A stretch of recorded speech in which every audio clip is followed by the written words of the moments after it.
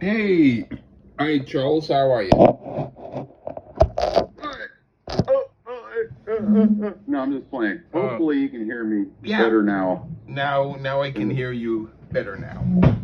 the previous episode, which was a damn shame, as I really liked a lot more of it than I did from the old string cheese incident. If you That's double cool. back, Yep. folks.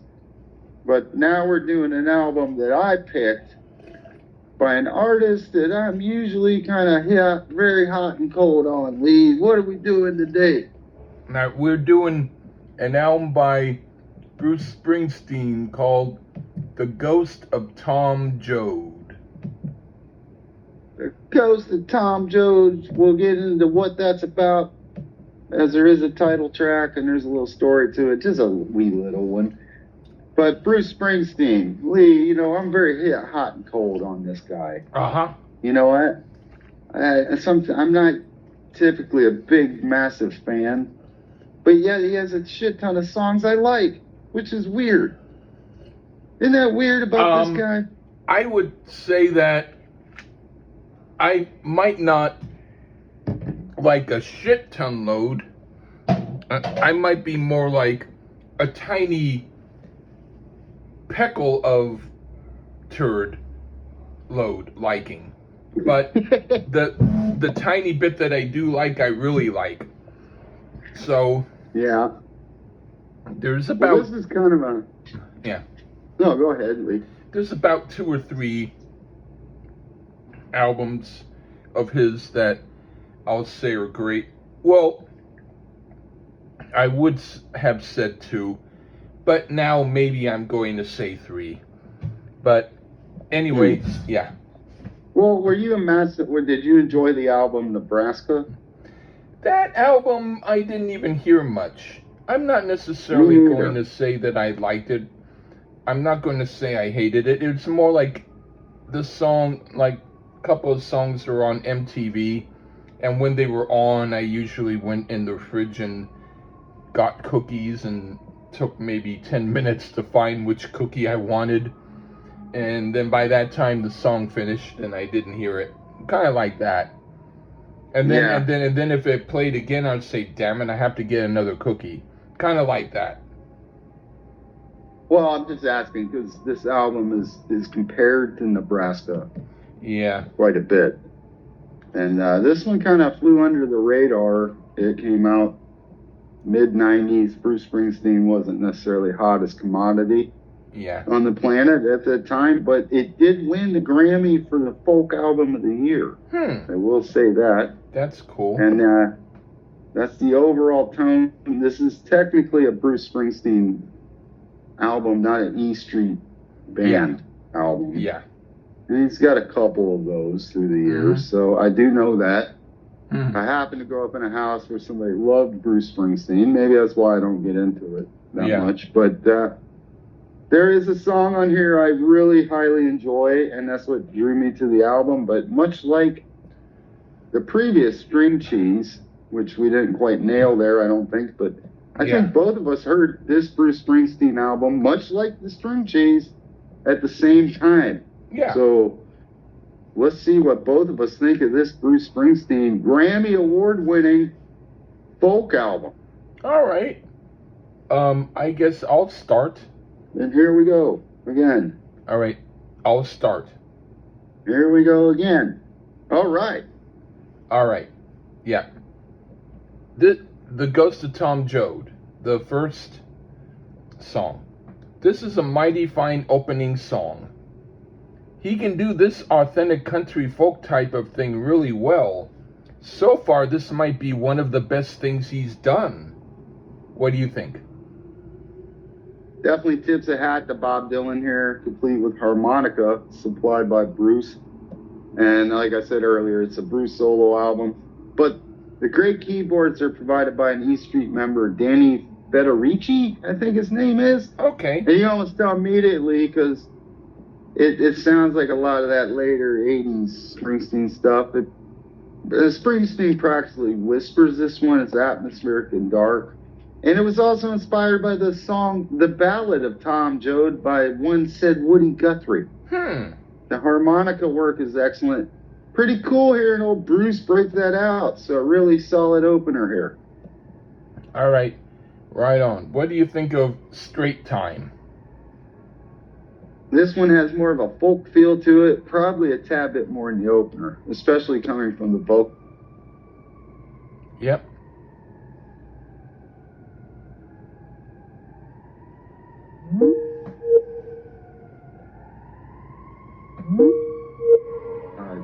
Yep. I really enjoy the fact that it seems as if the track doesn't really resolve it doesn't really resolve itself. It just kind of ends, which matches the lyrical content and tone of the song as well. It's a bit depressing, but it still works for me. Straight Time. All right, that's a fine song too with a message to it. Springsteen was known to write about people's stories, so this might have been derived from a story someone told him. He's a good storyteller, and this is a good story song. Okay, now for Highway 29. This song is decent enough. It's more of a passing cargo song, not much as far as a beginning or conclusion. Then it merely starts when it starts, and it stops and drives off when it drives off. But that's okay. It's pleasant, and I could listen to it in the morning when I have my eggs and coffee. What do you think? Well, it's a song telling a story of finding a chick, robbing some banks, and you know the rest, as the song says. Very clever written track. More Dylan worship here thus far on the album, and I think we'll see it continuing. If you're into the Thunder Road, Rosalita, Springsteen, this album thus far isn't for you. I'm supposing if you like Nebraska, other than Lee, who doesn't know it like I don't, or say the track I'm on Fire, I could see this being for you. I find no fault here myself on Highway 29. Right on. What do you think of Youngstown?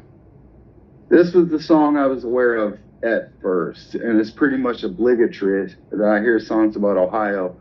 And Youngstown isn't that far away from my old childhood home. Another epic type story song about how the wonderful Reaganomics destroyed a whole region of the country.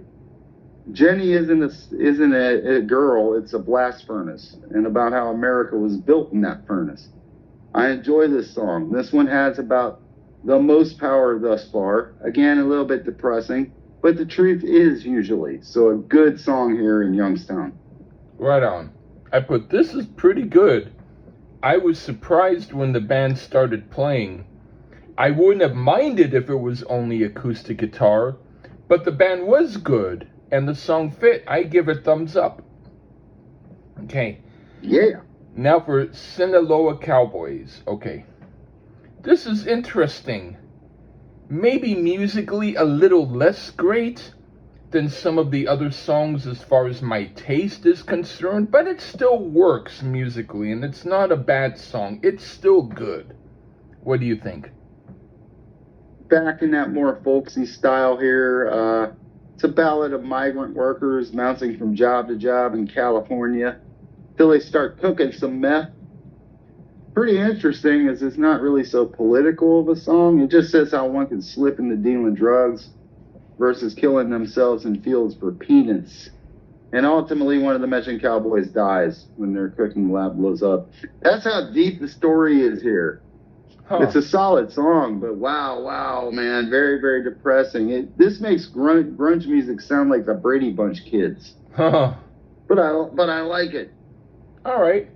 What do you think of The Line?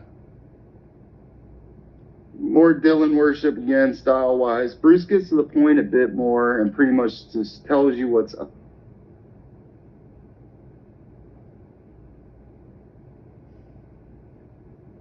I'm waiting. And man, yeah.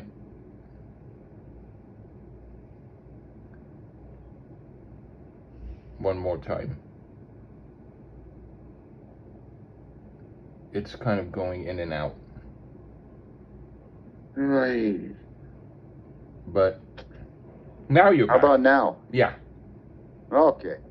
It's a good song about a border patrol agent. This guy's a good storyteller. I mean, too bad the chick in the song was a total dickwad. The song is good, and it's a very interesting tale going on here with the line. All right. I put, this is okay, but it sounds musically like he borrowed the music from the last song and put it on this song. So the album, at least with this song, is starting to sound like he's perhaps going to be recycling ideas. That won't be bad if they work. It does work okay here, but it's so far a little less fresh sounding than the other songs, and it's a bit dry for my taste. Okay, now for Balboa Park. That sounds like a park I had heard of, and I'll explain a little more after I tell you. And possibly went through, but I can't remember where it would be located. But now I'll let you know. I think the train to San Francisco went to the area known as Balboa Park, which it did. Anyway, the lyrics are quite accurate about that area of San Francisco, and the song's music fits it. It's well done. What do you think? Well, I got bad news for you. It's not San Francisco. This is another tale of the woes of illegal immigrants. Now youngsters are taking whatever work they can find in Balboa Park in San Diego. Oh, well, there's also a Balboa. I used to live there. But there is also a Balboa Park in San Francisco. Yeah, he mentioned San Diego in the track, Okay. but that's okay. All right, then it's a different one. Just like there's a Fairfax, California, and Fairfax, Virginia. But anyway, go on. Yeah.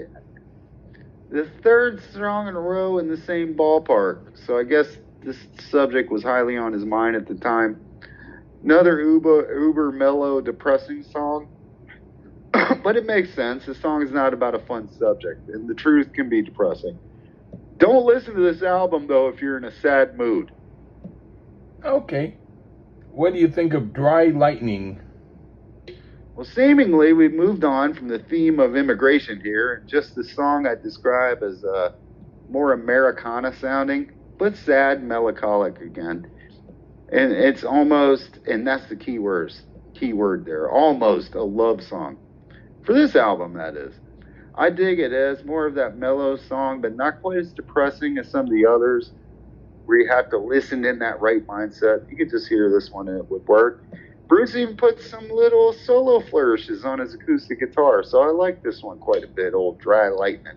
All right, I put, this is the closest he's done to sounding maybe a tiny bit like he was emulating Dylan. And I like this one. It's one of the better songs on the album. Okay, now for a New Timer.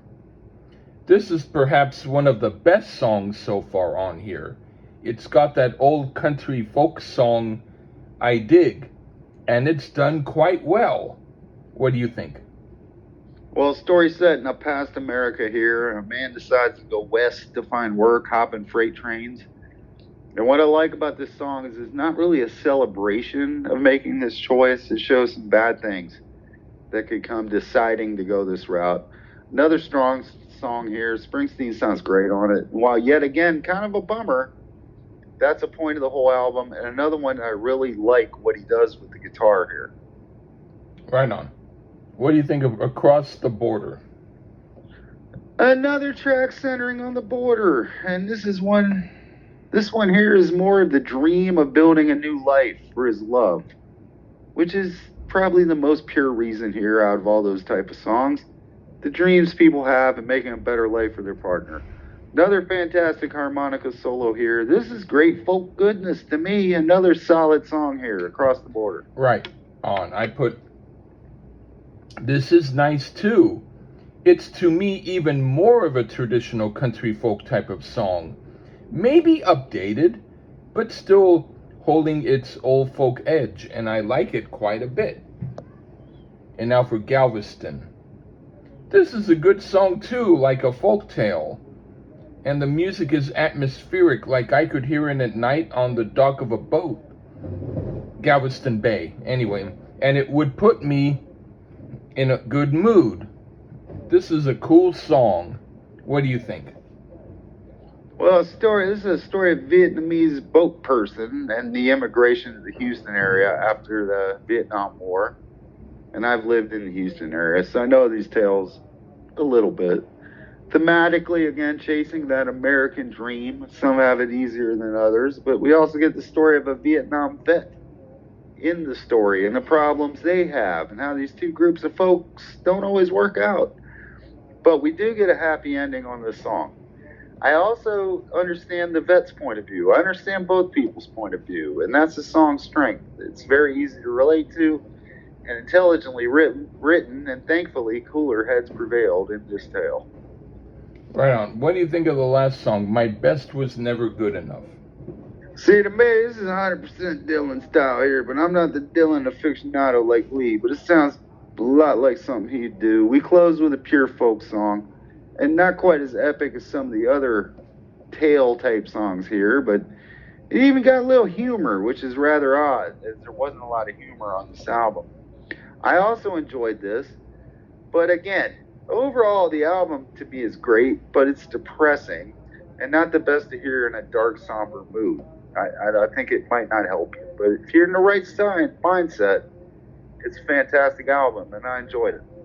Right on. So, lucky pick for me. Yeah, and I even wrote in my notes, this sounds like he was trying to write a Dylan song, and he succeeded. And the song itself is okay, but I didn't like the background supermarket Muzak keyboards. So if they were not included, I would like the song better. But anyway, yeah. Well, I lucked out. Picked a decent album for us to do.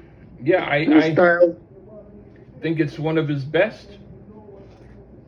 From what I've heard. I wouldn't disagree, because I don't necessarily go for all of Bruce Springsteen stuff, but this was an interesting listen, and that's good. Yeah, right on, and thank you for picking it. Well, thanks for letting me pick it and having me back on the Great Lee Gerstmann Show. Yeah, you've been quite good at things. Hey. Yeah. Better to be lucky than good. Yeah. Sometimes. Yeah. Anyway, thank you again, Charles. That's been us. And take care, everybody. Bye-bye.